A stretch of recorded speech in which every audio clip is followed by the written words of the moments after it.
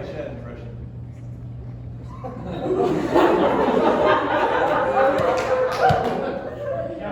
Addison said the next person would have actual talent. I apologize. It's not what's going to be happening. I don't have a talent, which is why I'm doing stand-up comedy.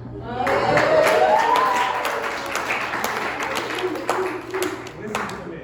No, the cheering is not necessary. I have a stand-up routine. I like watching stand-up. I have one written. It is my best stories and my best jokes. I have worked all of those jokes in the conversation over the whole 3 years that I've known you guys. So I wrote a second set from repressed memories from my childhood. No. I didn't think this was going to be happening, so I worked those into conversation. So instead I have 9 minutes of B-list memories. Bon appetit is going to go. And this B-list memories, we're going to go over these 2 funniest things I can think of, my greatest fears and my relationship with my parents. That was the joke. That's the right. So first up, you gotta wait a bit. I am terrified of children. They are the most powerful kind of person. They don't know fear. They don't know pain. They don't know anything. I will never be as bold as I was when I was a child, and I strive to achieve that apex and never can. Like, if a kid walks by and you just knock him down, he's going to look at you, maybe not you because you knocked him down, but he's going to look at someone trustworthy. He's going to look at Sarah to see if he should feel pain or not. Right? They are invincible given the right circumstances. If you knock them down into someone like my parents and they look at that kid, they say, get up. You know, they can't feel pain. That's what it is. Now, it only works for a certain number of years, so like 1 to 5, you've got an invincible child. After that, they start figuring things out from other people's religion. But at that time, you got a kid that can just take over anything, the most powerful brand of human, and that's why I'm terrified of children. All right? I strive to become my terrifying child form in every aspect of my life with great, varying amounts of success. We'll bring it back to our parents for this one. Let me show you the relationship with me and my mom. Does anyone have a Sharpie? Sharpie? Requesting a prop? Oh no.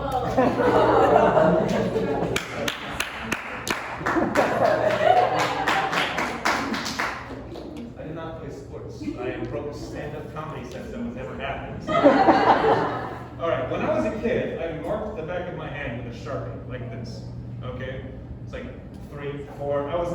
I knew how to talk, but I didn't know how to read, so I was just dumb, right? I go to my mom, and I'm like, I mark my hand with a Sharpie. What do I do? And she looks at the Sharpie. She's like, that's a permanent marker. This is how they do tattoos. That mark is there forever now. That's why it says permanent. And I'm thinking, my first thought was looking at the word Sharpie, so that's how you spell permanent. But then, thinking harder about it, this mark is going to be forever now. This is what I did. Until my mom slapped the Sharpie out of my hand, like, what are you doing? She went to wash it off. I felt so betrayed, you know? So I want it to match. And then I'm going to have that mark in my hand, and I'm going to make my whole hand. Right? But that was the wrong move, apparently. Still. Moving forward from that, another better example of a relationship thing, my mom and my dad and how it affected me. I was about 6, so I knew how to read, so I wasn't dumb anymore, I was sharp, okay? But my dad, he backed in recklessly into spots. Don't laugh, that's not the funny part.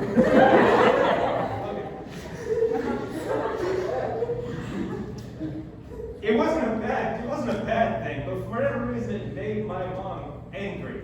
Just how it is. So we're in Disney World. This is my only memory of Disney World. This is kind of terrible. We're the first day here, we're pulling up, and this is my most prominent memory of Disney World.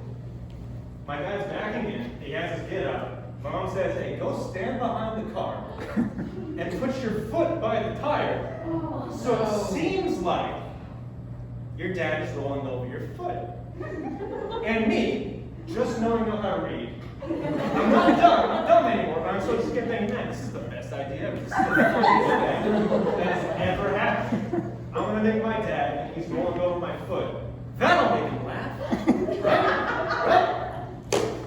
So I go back over there, and I put my foot there, and this is before we knew that I needed to wear glasses. And I put it too far forward, and my dad, yeah.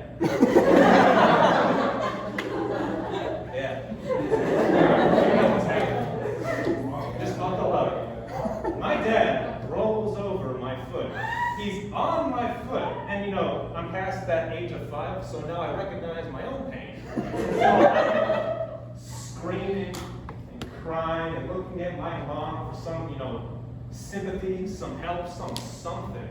And my mom's looking at me like, nothing. Like, she got the smile and he's like, man, this kid's a good actor.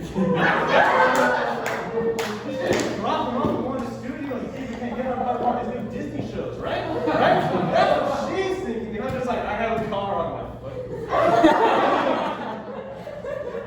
My dad hears, you know, the kicking and like the screaming and crying, looks out the window and he looks out and he says some obscenities, which loosely translate to, are you okay? Dad's okay. And I just like tears streaming down my face. And at this point, my mom, you know, seeing like, you know, starts laughing and like, we pranked you, bro, that kind of thing, but in more of a womanly sense. And it was too long until they realized that the car was actually on my foot. And then there was apologies, and my dad pulled forward, and that's my only memory of Disney World. So, that is my B-list repressed memory, and my greatest fear in a nutshell. Yeah!